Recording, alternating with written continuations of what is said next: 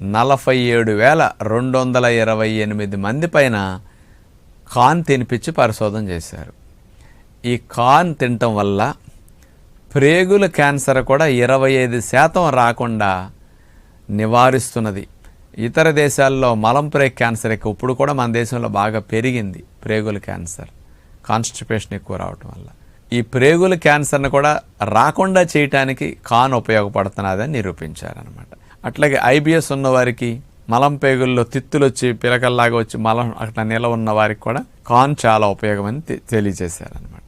మనకి ముఖ్యంగా ఇమ్యూనిటీ ప్రేగుల్లో యాక్టివేట్ అయ్యి బాడీలో ఉన్న ఇమ్యూనిటీని కంట్రోల్ చేయటానికి మన శరీరంలో హెల్ప్ఫుల్ హార్మోన్స్, ముఖ్యంగా డోపమిన్, సెరటోనిన్, గాబా ఇట్లాంటి హార్మోన్స్ మనకి మెదడులో విడుదలవుతూ ఉంటాయి సంతోషంగా, ఆనందంగా ఉన్నప్పుడు.